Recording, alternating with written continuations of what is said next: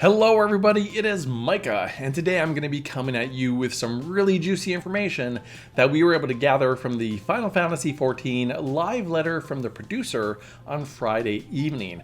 Now, I know I'm a couple days late here, but I was going to put this together yesterday and didn't have time, so I'm here today. I hope this is still helpful. If you have not seen the live letter, but you want to, it is available online. I'm going to warn you, however, it's about 7 hours long, and part of that is due to them finally having a Japanese to English interpreter, but also just because there was a lot of information to cover. So what I'm going to do is I'm going to condense that information down into a more palatable bite. This video is still going to be long though, so grab some coffee, tea, water, whatever you're drinking, and pull up a chair. I also have timestamps in the description in case you're curious about something in particular. And for those of you watching, not listening, I also have the new job action trailer playing behind me. One thing I do want to say before I begin is that Yoshida didn't go too deep into detail on pretty much anything. I mean, the live letter was already 7 hours long, but he did give us a whole lot of good information. So if I don't go too deep into the details on something, that's because Yoshida didn't. All that being said, let's go ahead and get started. The majority of the live letter was about battle and job adjustments, and Yoshida said that he's well aware some players want to return to the Heavensward era, when battle and jobs were a little bit more complex than they are today. However, he and the design team feel that they laid a very good foundation in Shadowbringers, so instead of recreating the wheel with each expansion, they were instead going to build off what they feel they've already done well. Now, that does not mean there's not going to be any more drastic changes incoming. I'm going to get to some of them later. But for the most part, they really like where they're at. So when it comes to the changes they are making, the first thing he discussed will affect all jobs. For instance, they're going to try to change the recast timers of all primary abilities to either 60 or 120 seconds, with just a few outliers still remaining at around 90 seconds.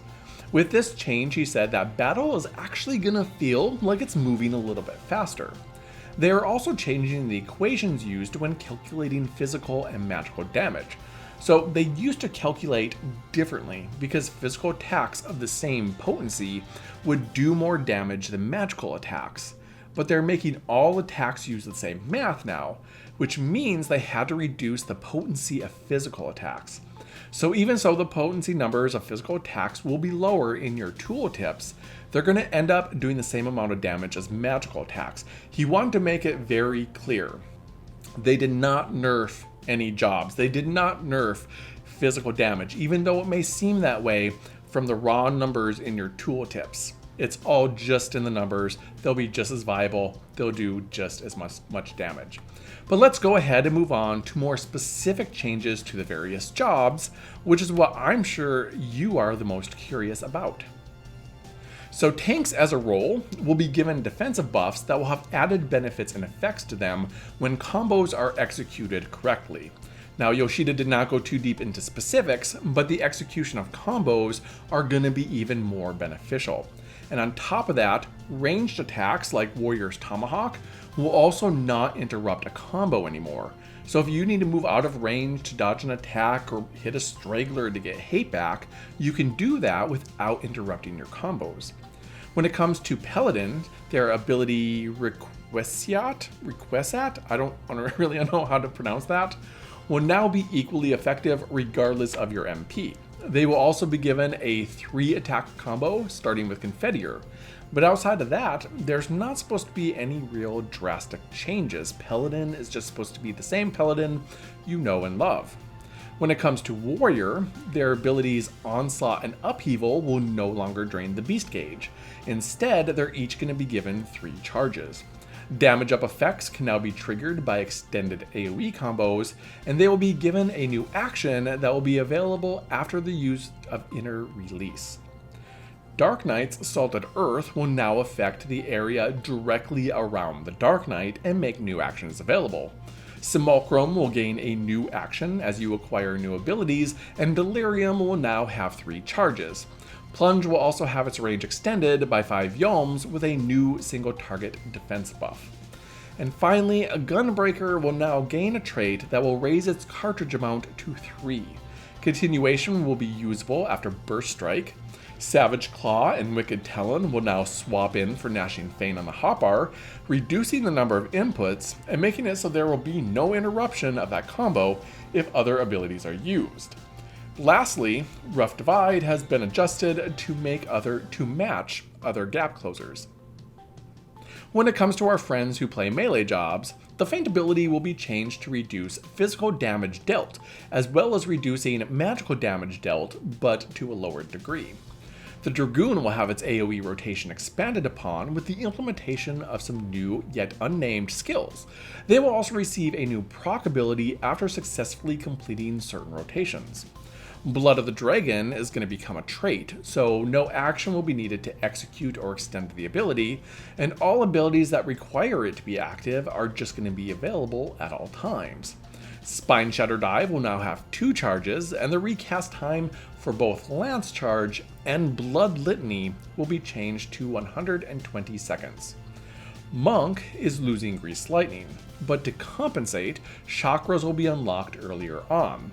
Shoulder Tackle is also being removed and replaced with a new gap closer that can be used on both enemies or party members. And finally, there are some pretty significant changes coming to Perfect Balance, and they show these changes in the Job Actions trailer, and they look pretty good. They actually got me kind of interested in giving Monk a go. Who knows? It will now have 2 charges on a 40-second timer and allow the execution of an attack called Masterful Blitz, which will change depending on the weapon skills used while under Perfect Balance. The Samurai job has a really good quality of life change incoming. The speed and damage up effects of Jinpu and Shifu will now also be applied by using AoE combos. So no more doing 2 single target rotations on packs before you can actually start to AoE. There will be charges added to certain yet undisclosed abilities, and a couple new abilities will be added that they said would be in the same vein as Tsubame Geisha, and Ayajutsu. I probably didn't say those correctly, but I don't speak Japanese, so. When it comes to the ninja, they considered adding some new ninjutsu, but ultimately decided that any new ninjutsu or any new abilities to make the ninjutsu would just make the job too busy. So instead they are adding some new actions linked to Doten and Huten, and they also said they're going to make Huten easier to apply somehow, which I felt was strange since it's already fairly easy to apply. Shadowfane, Ninja's one remaining dot, is just being completely removed, and Bunshin will be getting some new actions. As for physical ranged, there seems to be very little of note that is changing. Yoshida said that he has heard a lot of feedback about Bard, which even came from me. I did a whole video about Bard if you want to give that a look-see, and how players wanted to have more support abilities. So they're going to introduce a new party-wide enhancement connected to the 3 available songs. There's also going to be a new action that will become available after the use of Apex Arrow, and Minuet and Battle Stance will be adjusted to both have a 120-second recast timer. The Machinist is getting the one ability that you've been hearing Machinists ask for since they changed the job in the last expansion. Chainsaw. The Automaton Queen is getting some new unnamed actions, and Reassemble will be given 2 charges. Outside of that though, Yoshida said that it's going to be the same job it has been since Shadowbringers. Dancer, which is one of my personal favorite jobs this last expansion, is getting a new unnamed action upon completion of Technical Finish, Improvisation, and Devilment, and the E-Spirit gauge will now build quicker by the Dancer's own actions, giving it a guaranteed gain after each successful dance, which is much needed because that E-Spirit gauge is kind of a bummer when you're by yourself. But outside of that, he said Dancer's not going to play much differently either. When it comes to our friendly neighborhood mages, Adil's effect is going to be changed so that it reduces both magic and physical damage dealt, with the magical damage dealt reduction being more potent. The Black Mage ability Enochian is going to become a trait instead of an executable action, with hopes that it's going to shrink the gap in skill between players. Now, I am not on board for this being the reason why you change a skill. I'm of the mindset that you should try to bring your players up instead of nerfing stuff down. I may do a little bit more on this later. We'll see, especially see if this is a trend that they stick with. Let's go back to Black Mage. The AoE rotation will completely change with adjustments being made to both Fire 2 and Blizzard 2. The procs for Fire and Thunder skills will get an increase in duration, and under certain unnamed conditions, swapping between Astral Fire and Umbral Ice will make new actions come available. And we actually saw this a little bit in the Black Mage section of the job actions video, where you see that pillar that looks like it's made up of both ice and fire. Yoshida also said he knows people want raise on a Black Mage because Red Mage has a raise, Summoner has a raise, so everybody feels that Black Mage should have a raise. But they want to keep it a strict damage dealer. So no Black Mages, you will not be getting your raise. A lot of changes are apparently incoming for Red Mage. However, Yoshida kept much of the incoming changes to himself. What he did say was that Verholy, Verflare, and Scorch will now be AoEs. There will also be a new action coming after Scorch, and displacement and engagement potencies will be equalized, something that, in my opinion, should have been done from the beginning. I never understood why they were different potencies. There will also be changes made to the amount of white and black mana gain and used per action, which may cause Red Mages to use their physical rotation more so than they do currently. At least that applies for those of you who actually use your physical combo rotation. I see so many Red Mages just completely ignore that part of the rotation. And if you are one of those Red Mages, from me to you, tisk tisk. Summoner is getting the most significant changes out of all the jobs. In fact, it seems to be getting the same treatment that Machinist got during the last expansion. Because according to Yoshi P, it's basically a whole new job. Now, he knows we were unhappy with Summoner in A Realm Reborn, because it really wasn't a summoner. It was more of a dot mage. I felt this way too. And he wanted to correct that and give us the more traditional summoner we've all been asking for. So, the first thing that they did was they removed all a summoner's dot abilities. All a summoner's damage over time abilities are now gone, which were summoner's main source of damage. So that right there is pretty big, but it's not the biggest change. Our abilities are now going to be mostly focused on our summons, and we will not only have Bahamut and Phoenix, but we're also going to have non-Iggy versions of Garuda, Titan, and Ifrit. We will basically summon Bahamut, do our rotation, and then we'll have the ability to summon Ifrit, Garuda, or Titan, and change all of our attacks to align with the attacks of that primal. After we go through all three of them in any order we want, we can then summon Phoenix and repeat the process.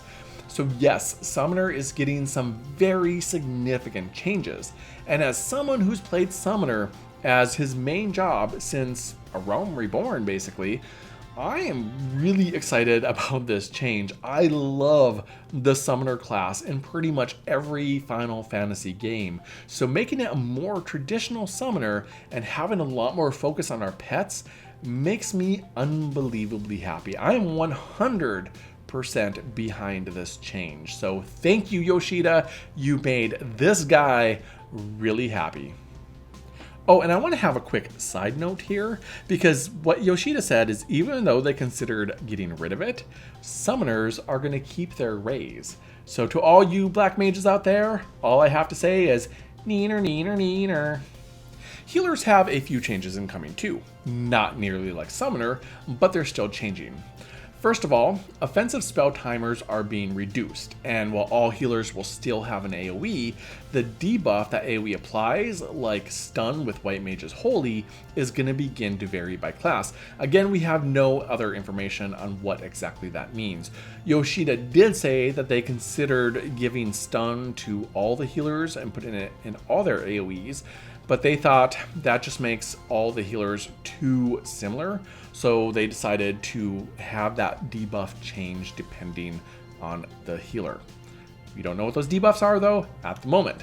The area of effect for Limit Break has been expanded significantly, so it should hit everyone within the battle arena, and all healers are also being given single target buffs.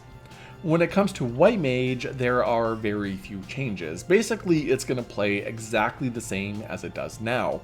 The only real difference they told us about is that Divine Venison is going to have charges, Fluid Aura is being completely removed, a new tier of Holy will be added, and a functional and distinct restorative field action will also be added. Astrologian will have both Diurnal and Nocturnal Sect removed, and heals will be adjusted so they have the same effect they did under Diurnal Sect. Neutral Sect will still be a thing and give us use of some shield actions.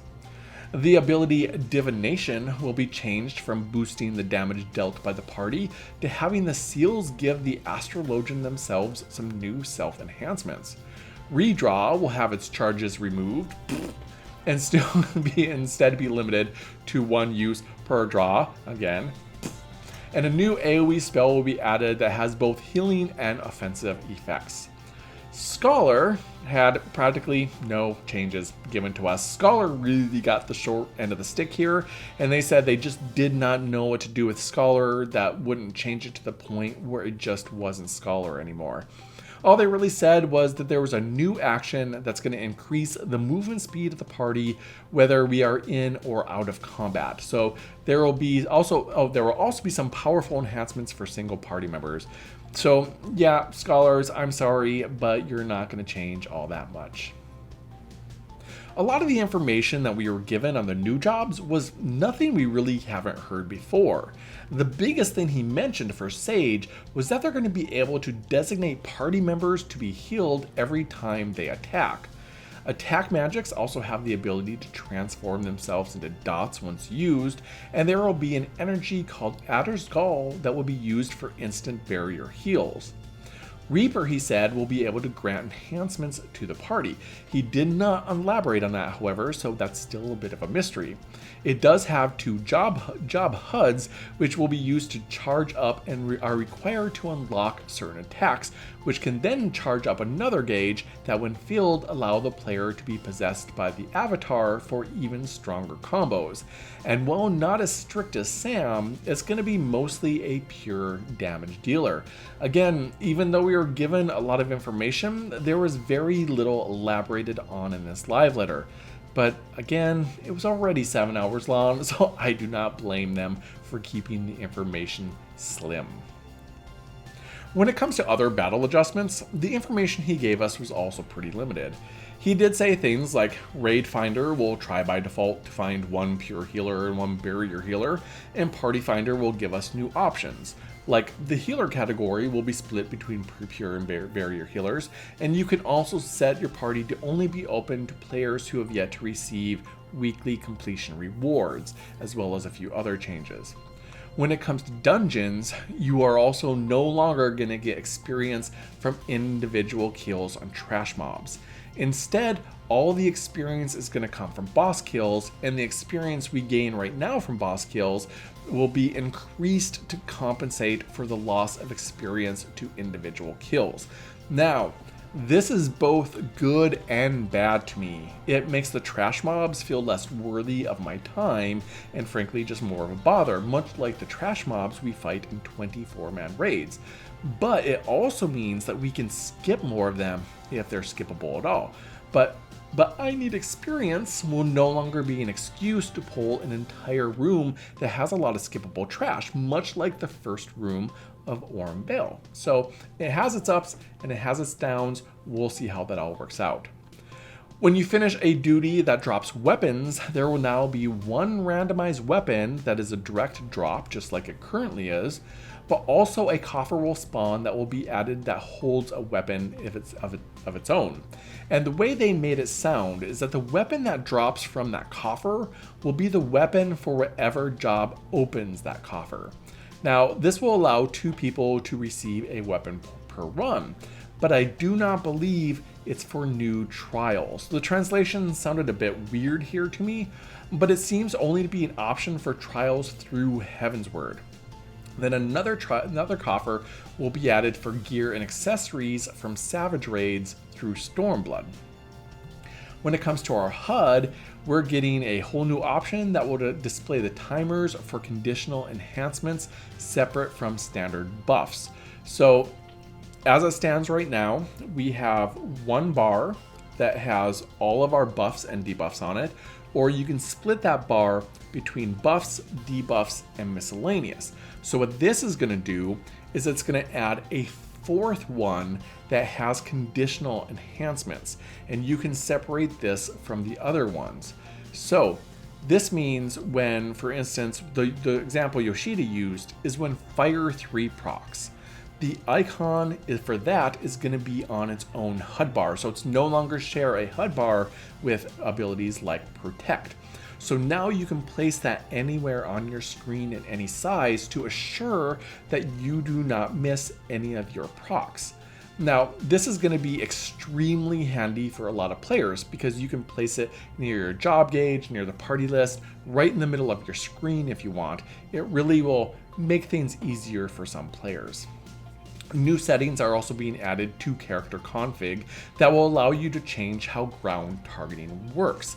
Because right now, you have something that needs ground target, and you can just move it around wherever you want, and then you have to hit the confirmation button. You can also move it out of its area of effect, so when you're trying to get it as far away from you as possible, it's sometimes a little wonky. But with this, what you can do is it has two changes that are coming if you set these in your character config. First of all, you can have it set so you hit the hotbar number to actually activate the targeting ability. You find where it is, and instead of hitting confirmation, you can just hit that hotbar number again. It also is being changed so that circle cannot be taken out of range, which is really, really nice in my opinion. So you can move your mouse anywhere on your screen and be able to drop that as far away from you as you possibly can. These are very positive changes. I'm really happy that they decided to do this. It's going to be really, really handy for controller players, in my opinion. Healers are also going to benefit from another option that will display the player's target in the list. So what happens here is, so I'm going to use a hypothetical. Say you're in a battle and half your party wipes. You have two healers in that party. One healer starts raising someone. Well, you don't know who that healer is necessarily raising, so you just kind of have to pick someone and start raising them too, and then it feels like it's a 50-50 chance that you're raising the same person. What happens now is you can see who that healer is targeting. That way you know, oh, well, they're targeting our Dragoon, so I'm going to target our Red Mage. Boom. You don't have to waste the time. This is another really, really good change. Truly a boon to healers. When it comes to Unreal Trials, they are going to be temporarily removed until 6.1 at the earliest. And this is so they can make any adjustments to jobs that they need to without disturbing the balance of these trials. So they're going to be removed till about 6.1. Belts, of course, are being permanently removed. However, you can still decent them, remove materia attached to them, sell them to an NPC vendor, turn them in for company sales, or simply discard them. Any belts that you have on yourself, on your retainer, or in your armory will also be given to the Calamity Salvager to hold until you claim them. And if you have a speed belt from Eureka, they said do not throw that speed belt away. A new item that's a ring is going to be added to take that belt's place. You're going to be able to exchange your speed belt for that ring after 6.0. So again, do not drop them. Yoshida also went over information about value downscaling. So if you haven't heard about this before, what's happening in Endwalker is that all stats, hit points, experience, damage, etc. is being reduced by roughly 1/5. Now, this keeps the game from mucking up the values in the back end and having some difficulties. It should not, however, make battles, make leveling, or anything of that sort too much more difficult. And further adjustments are going to be made if needed. It is purely a numbers thing and should not affect anything else at all. That being said, if you do want to do something unsynced like coil or primal farming, now would be a very good time to do that just in case. And if you're on Sargatanus, I have plenty of free time right now. So if you have not hit level cap yet and you want to do coil or you want to get your ponies, go ahead and let me know. I'm more than happy to take you through that stuff. So let's move on. To keep the inventory from getting even crazier and more bloated than it is now, they decided to remove some high quality items. For instance, anything gathered is not going to have a high quality version. Enemies will also not drop high quality items, and you can no longer exchange seals, scripts, or tokens for high quality items. The only items that are still going to be made high quality will be gear and items like food or potions, anything really that can be crafted. Any gathering actions that used to help obtain high quality items will either be removed completely or replaced with actions that will increase the amount of items obtained per gather. And any quests that drop high quality items that are being removed are now just going to have the normal items. Crafting items will remain as high quality in your inventory, but will no longer increase quality during crafting. So if you have, for instance, some high quality cobalt ore, come 6.0, that's not going to help you high quality a cobalt ingot. You can literally just right click that item and remove the high quality tags so you can stack them all together and save some space. They're going to talk about more about this in the next live letter, so I will have more about that for you then. And finally, there are just a few more minor things to go over. Teleportation and Ethernet fees are being recalculated and will now be based on the distance from your current location to the one you are teleporting to. This also means that the 999 gil cap on teleportation will be removed. The UI elements for teleporting are also going to be completely changed and so much more user friendly. The UI element for teleportation change is incredible, and it's gonna be, yeah, they did a super good job on that. Progress toward Fisherman's Intuition will remain even after you're logged out, which is really great for those of you who like to do deep fishing, big fishing, that's what it's called. Data center travel is also going to be rescheduled for implementation after 6.0. This was supposed to be something that they implemented before the expansion, but the game has gotten so many new players and is getting so congested, they decided that they were going to hold off on it for just a little bit longer. I honestly don't think this is a bad thing.